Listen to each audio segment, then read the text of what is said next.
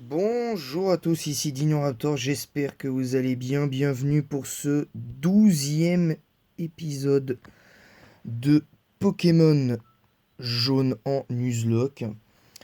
Alors évidemment, un 12e épisode assez particulier parce que malheureusement, pendant l'entraînement au niveau 30, j'ai eu une victime, entre guillemets, et la victime, c'est le Topiqueur. Malheureusement, tristement, vaincu par un de ses congénères dans la cave Topiqueur évidemment. Après de petite erreur évidemment je l'avoue de ma part. Donc vous voyez évidemment toujours les mêmes Pokémon pour le moment. Godzilla toujours au rapport. La petite Sophie qui est présente.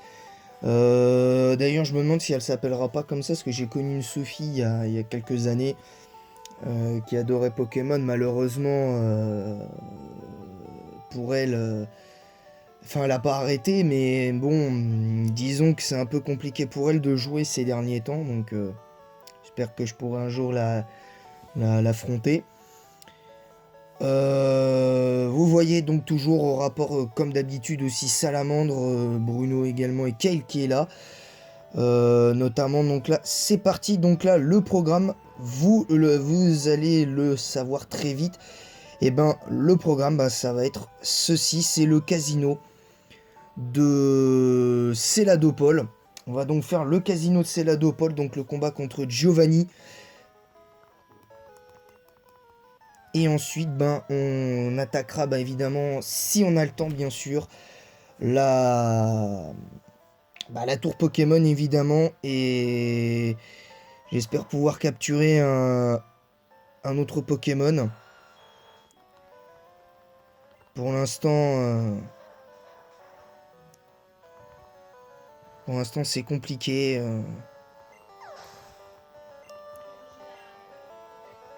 Alors là, je les ai montés au niveau 30 pour la simple et bonne raison que de toute façon, je pense que même niveau 30, là, face à l'arène de type plante, ça devrait le faire. Mais d'un certain côté, j'ai envie d'avoir Dracofeu assez rapidement. Donc, mais bon, c'est pas très grave. Je pense que éventuellement à, à la tour Pokémon, éventuellement, ou à la cave Topiqueur, encore une fois, même si c'est un peu long, juste je les mets au niveau 35-36. Et puis après, j'attaque direct. Je peux éventuellement attaquer l'arène direct, donc encore faut-il faire attention. Alors pour la petite anecdote là, le temps que ça tourne et tout, moi j'étais assez admiratif à l'époque de ce jeu parce que pour ceux qui ne le savent pas, j'ai commencé avec cette génération, la première. Moi j'ai connu la première, j'ai connu la deuxième aussi, et très franchement, la première génération, le seul vrai défaut qu'on pourrait presque qualifier d'insignifiant, c'est en fait le manque de post-game en fait. En gros, le post-game, pour ceux qui ne savent pas, c'est le contenu de fin de jeu, après avoir vaincu le boss de fin. Là, quand tu bats le boss de fin, entre guillemets, qui est donc ton rival dans Pokémon, surtout à l'époque de Rouge Bleu Jaune, t'avais pas grand chose en fait. Non, c'est pas le bon truc. Ce qui était un petit peu dommage, c'est que t'avais pas le. Comment dire? C'est que. Il y avait pas le petit truc qui faisait que et tout. Et parce que, en fait, le seul, entre guillemets, post-game de Rouge, Bleu et Jaune, et même à la limite, je dirais de la 2G, parce que c'est un petit peu le défaut des deux premières générations, à mon sens, voire même des trois premières avec la tôle de combat. Pour moi, pour moi le gros défaut qu'il y avait, c'était quand même je me suis trompé. C'était dans la première génération, c'était juste la capture de Mewtwo, d'Articodin, Sulfura et Elector. C'était le seul truc vraiment important que t'avais à faire dans le jeu. En 2G, t'avais le... Bon, c'est pas vraiment un défaut, en 2G, c'est moins un défaut, parce que t'as quand même l'arc Kanto à faire, t'as 8 badges en plus, t'as raid à affronter, donc en partie la 2G elle est sauvée grâce entre guillemets à un post-game certes moyen, mais un post-game qui a le mérite d'être fait en fait, tu vois, c'est ça qui est important. Donc ça c'est plutôt cool. En 3G pour moi le seul vrai post-game entre guillemets que tu peux avoir c'est pas dans Ruby et Saphir à l'époque, et même de Rouge Feu Vert Feuille, parce que je les ai fait ces versions là. Pour moi, la version la plus... la version la plus parlante pour moi qui a le meilleur post-game, c'est comment ça s'appelle, c'est la version émeraude, parce que non content de faire la tôle de combat, t'avais quand même le droit de faire un autre genre de post-game, et c'était les génies extrêmes dans émeraude. Et ça, j'ai trouvé ça cool. Alors, je les ai déjà tous battus une fois, mais ils sont extrêmement forts, faut quand même l'avouer. C'est comme dans l'anime, ils sont extrêmement forts. Tiens, Godzilla qui passe niveau 32, j'ai failli pas le voir. En 4G...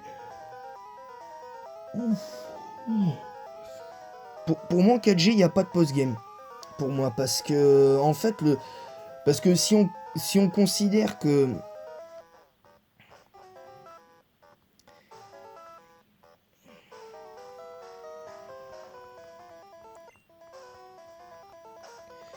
Si on considère le... Comment dire?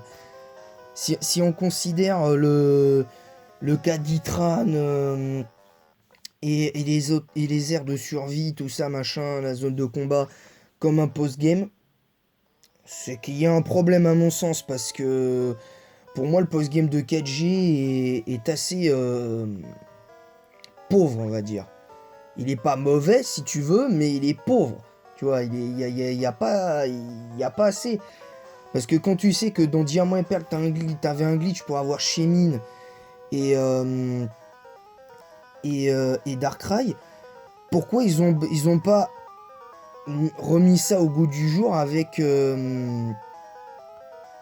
par rapport à Darkrai et Shaymin sur Platine, et quand une fois la quête, par exemple, je sais pas moi, une fois que t'as fini la quête d'Itran, ben, tu pouvais faire Darkrai et Shaymin. Là, ça aurait été bon, ça aurait pas changé le sort du post-game de la 4G, mais véritablement, mais pour moi, le post-game de la 4G, il est tristement décevant. C'est dommage. Pour moi, c'est dommage.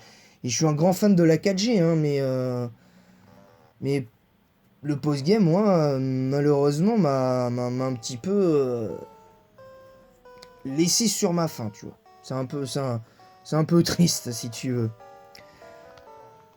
En partie. En 5G, je vais mettre de côté noir 1 et blanc 1. Parce que noir et blanc, avant noir 2, blanc 2, j'ai pas kiffé le post-game, honnêtement. Parce que le post-game, il est... Non, parce que t'as juste accès à... T'as juste accès à la ville noire et éventuellement à l'arbre à creux blanc et tout. Le seul post-game que tu pouvais faire, éventuellement, si t'avais les events, c'était Victini, Keldeo et tout ça. C'est tout.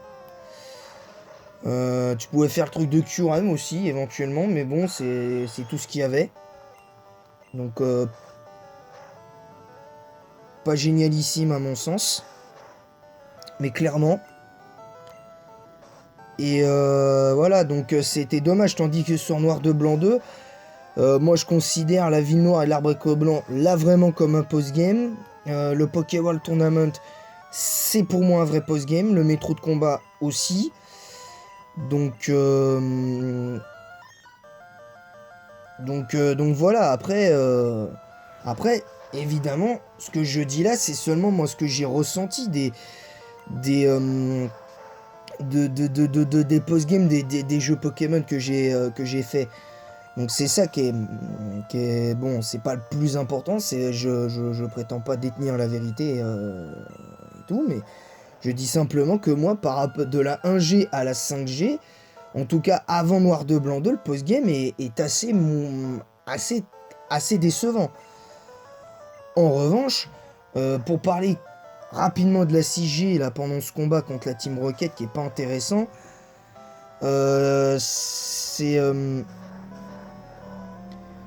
c'est le fait que c'est comment dire le fait qu'en 6G XY le post-game même s'il est moyen il est quand même très intéressant parce que tu peux faire la maison de combat, tu peux faire quand même le safari des amis qui est quand même un post-game à lui seul qui rehausse tout le truc. T'as quand même bon, tu peux considérer que refaire la ligue c'est un post-game aussi, donc t'as quand même beaucoup de choses. Donc t'as quand même des trucs. T'as quand même des trucs. Après, après ça dépend. Donc maintenant, après, tu t'en fais ta propre opinion, évidemment. Vous, dans l'espace commentaire, vous vous en ferez de manière respectueuse, évidemment, votre propre opinion. Mais le post-game de 6G avant Rosa, c'était pas oufissime. Pour moi, pour moi, le meilleur post-game à l'heure actuelle, pour moi, c'est comment ça s'appelle c'est celui de la c'est celui de Rosa. Le meilleur post-game, il vient de Rosa pour moi parce que Rosa, l'épisode Delta était génialissime. Il y a rien à redire, il y a rien à acheter. Le post-game de 7G avec la Rainbow Rocket et tout. Bon, je mets de côté Soleil et Lune parce que le post-game de Soleil et Lune, c'est pour moi malheureusement il est catastrophique en tout point, ce qui est un peu dommage d'ailleurs. Pour moi aujourd'hui, pour moi aujourd'hui, le post-game de le le post-game de la de la de la 7G, de la 6G, l'épisode Delta, tout ça, c'est à la limite, même si bon, l'épisode Rainbow Rocket, il est sympa, mais il vaut pas l'épisode Delta, pour être tout à fait honnête. Même si j'ai adoré l'épisode Rainbow Rocket et tout, mais je trouve que pour le coup, c'est un peu dommage, vous voyez, j'ai pas vraiment apprécié à 100% l'épisode Rainbow Rocket, de par le défaut des espèces de trucs qu'il y avait quand tu devais arriver dans la shop d'un boss d'un ancien jeu et tout. Donc ça j'ai trouvé ça un peu dommage parce que ça gâche un peu ça gâche un peu le truc en fait. Ça gâche un peu le truc donc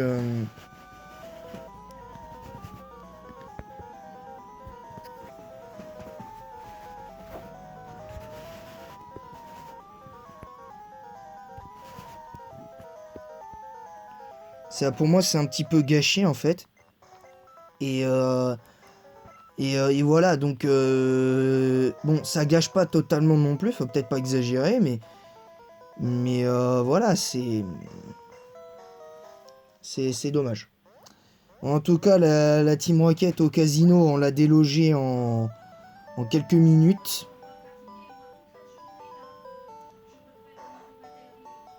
Donc voilà, donc comme j'ai dit, si on a le temps,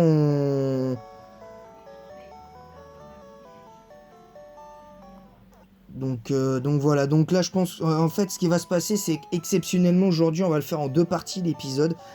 Là, on va juste faire la première partie, là, vite fait, avec la Team Rocket.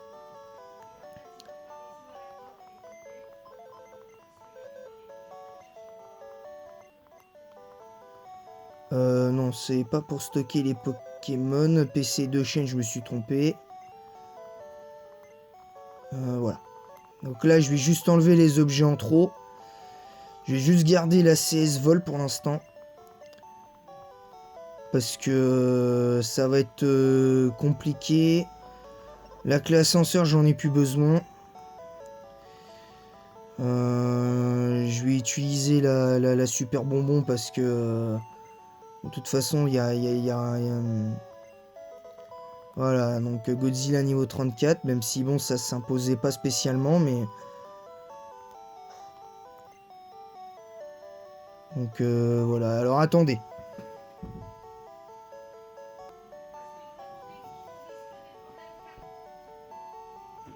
Donc voilà, donc j'espère que cette première partie vous aura plu. Je vous fais la deuxième partie, promis, je vous fais la deuxième partie juste après.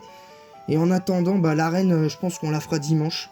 Je pense. On fera l'arène dimanche. Voilà, sur ce, je vous laisse et en attendant la prochaine, je vous dis à bientôt.